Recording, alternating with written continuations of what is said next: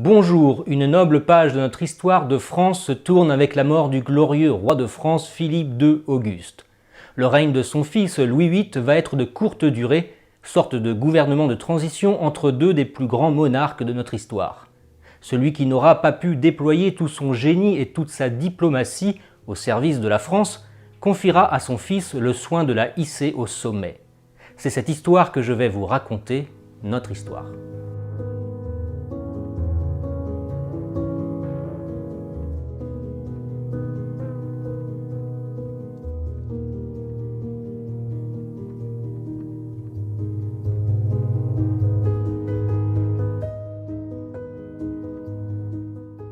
En cette année 1225, le roi de France Louis VIII continue de défendre son royaume et la foi catholique contre les Anglais plantagenets et les cathares du Midi.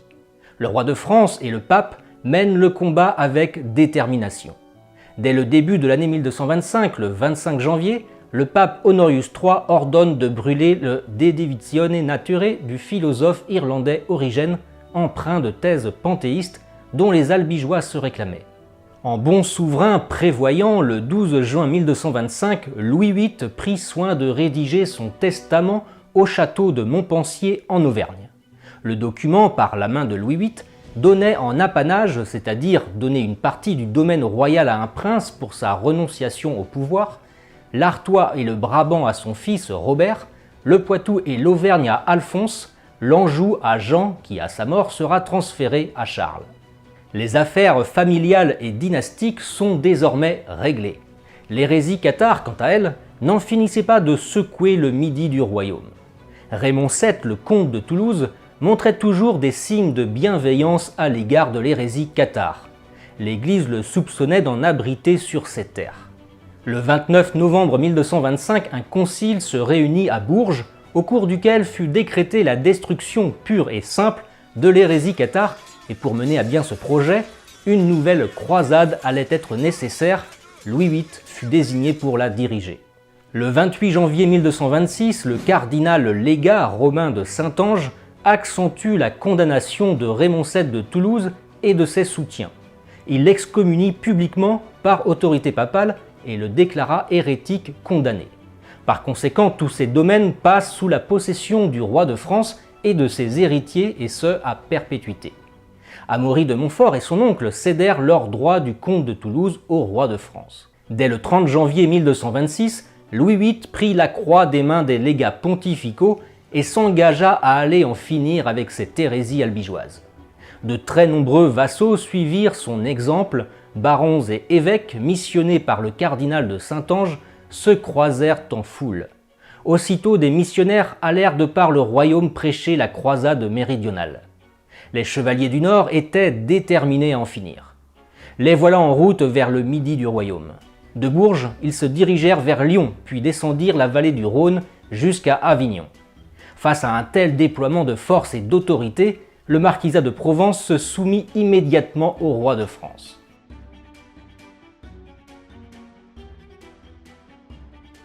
À l'approche de la ville d'Avignon par les troupes du Nord, nous sommes le 6 juin 1226, le comte de Blois, Gauthier II d'Avesnes, allait à leur rencontre avec une avant-garde de 3000 hommes. De toute son autorité, Louis VIII signifia au comte de Blois qu'il entendait bien passer le Rhône sur le grand pont d'Avignon. Les magistrats ont osé lui refuser l'accès en fermant les portes de la ville. Voilà les habitants enfermés dans Avignon, se préparant à résister. Louis VIII se mit dans une colère noire. Nous sommes le 10 juin 1226. Il fut acté que les croisés devront purger Avignon de ses hérétiques avant de poursuivre leur route en mettant le siège devant la ville.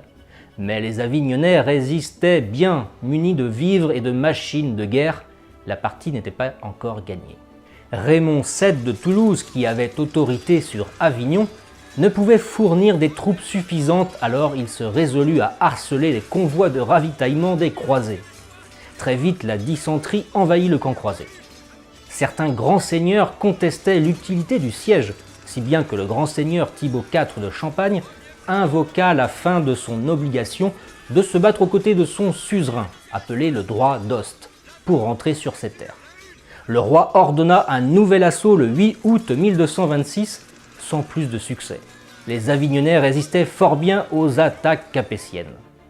Louis VIII s'obstine et le 12 septembre, alors que la population commence à cruellement manquer de vivres, les magistrats décidèrent de négocier la reddition de la ville. En guise de sanction, Avignon doit abattre ses fortifications, céder au roi de France la ville de Beaucaire, payer 6000 marcs d'argent et payer 1000 marcs à l'église. 2 jours plus tard, le 14 septembre 1226, Nicolas de Corbie, l'évêque d'Avignon, organisa une procession du Saint-Sacrement en direction d'une chapelle bâtie en l'honneur de la Sainte Croix. Telle fut l'origine des pénitents gris, appelés aussi les battus de la Croix. Après y avoir assisté vêtu d'un sac, d'une corde, la tête nue et un flambeau à la main, accompagné de sa cour et d'une foule immense, Louis VIII et les croisés reprirent la route vers le sud. La puissance dégagée par l'armée croisée suffit à soumettre plusieurs grands seigneurs du Midi, comme Bernard V, comte de Comminges. Tout le Languedoc se soumet, Nîmes, Castres, Carcassonne, Albi. Plutôt que de mettre immédiatement le siège devant Toulouse, Louis VIII préféra s'en retourner à Paris, mais sur le chemin près de Montpensier, atteint de la dysenterie, le roi rendit son âme à Dieu le 8 novembre 1226. Quel malheur! Le dauphin Louis n'a que 12 ans.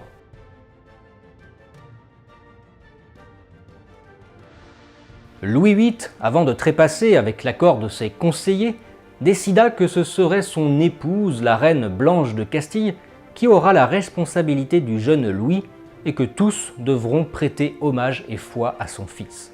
Dans l'urgence, elle doit organiser le sacre du futur Louis IX à la cathédrale de Reims. Le 15 novembre 1226, les funérailles du défunt roi furent célébrées en la basilique Saint-Denis.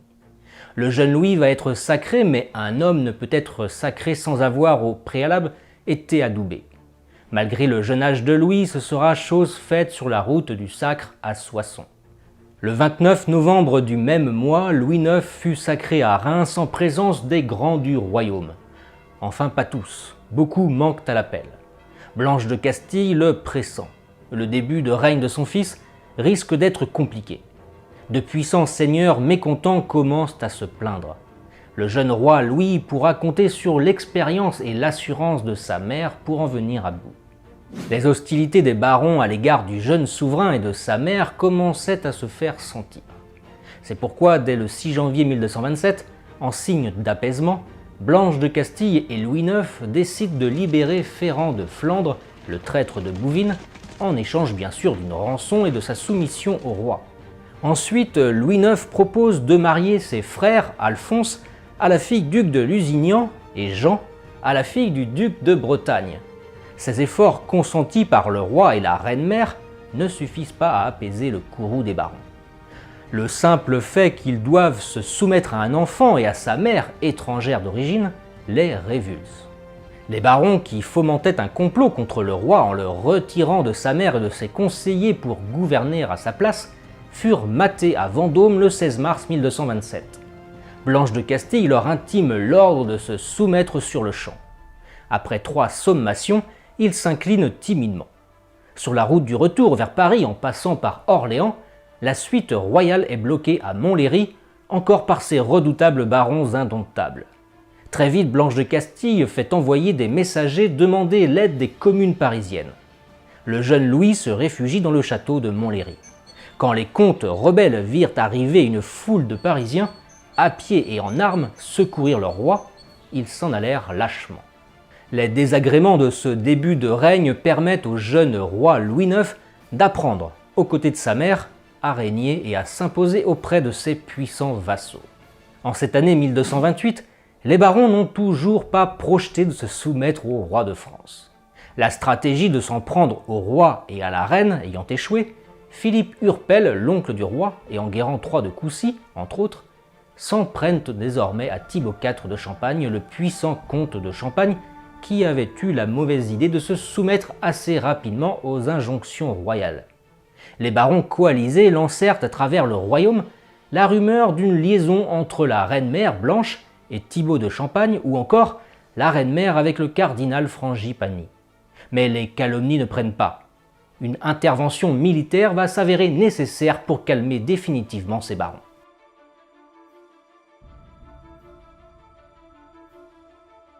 Le 26 février 1229, une émeute entre des étudiants de l'Université de Paris dégénère dans une taverne parisienne. En ce jour de Mardi Gras, les étudiants en profitaient pour boire avec excès. Résultat, 2 morts. Les autorités civiles réprimèrent énergiquement ces bagarres, mais ce n'était pas du goût des maîtres et des élèves de l'université. Les privilèges de l'université stipulent que les étudiants dépendent de la justice ecclésiastique et non de la justice civile. Celle-ci avait outrepassé ses droits. La répression aurait dû émaner de l'évêque. Pour manifester leur désapprobation, les maîtres et les élèves se mettent immédiatement en grève. Les conséquences furent importantes pour l'université. Beaucoup d'élèves et de maîtres partirent étudier ou enseigner dans d'autres universités européennes prestigieuses.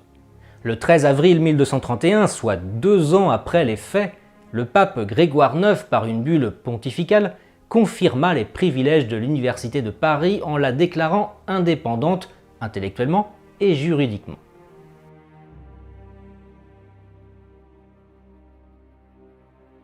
Le conflit entre la couronne capétienne et le comte de Toulouse s'apprête à connaître son issue définitive.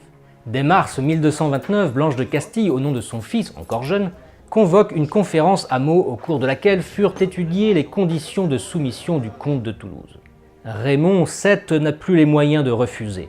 Il se rend donc à Paris en pèlerin pénitent et flagellé sur les marches de Notre-Dame de Paris après sa déclaration publique de repentir pour ratifier le texte.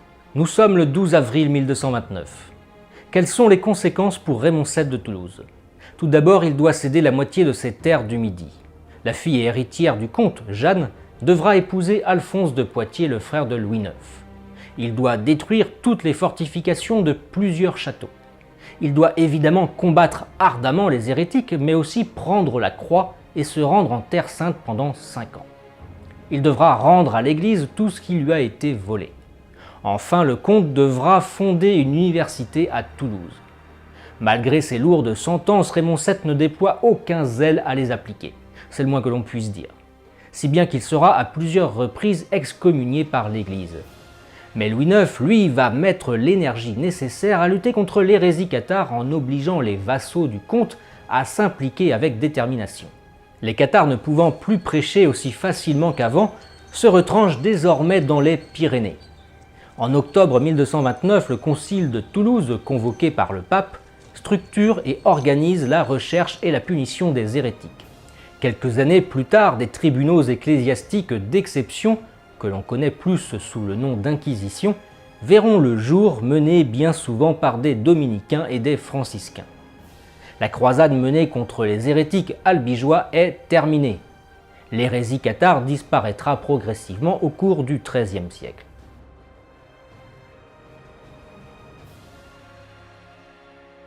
Pierre Mauclerc, le duc de Bretagne et principal ennemi de la couronne, ne cesse de provoquer Louis IX et sa mère.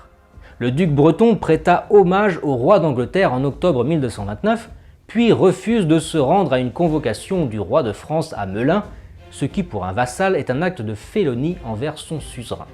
C'en était trop pour Louis IX. Un affrontement militaire était inévitable. Mais ça, ce sera pour la prochaine fois.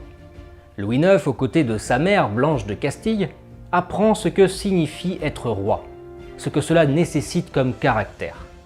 Dans quelques années, les barons cesseront leur insolence et se mettront au service de la couronne. Ainsi pourra véritablement débuter le glorieux règne du futur Saint-Louis. À bientôt. Vous avez aimé cette vidéo? N'oubliez pas de vous abonner à la chaîne et d'activer la cloche pour être tenu informé de toutes les prochaines publications, de laisser un commentaire et de partager la vidéo. Et si vous voulez soutenir mon travail, n'hésitez pas à faire un don via ma page Tipeee ou bien de commander un livre de ma maison d'édition, les éditions Vox Gallia. Merci et à très vite, vive la France!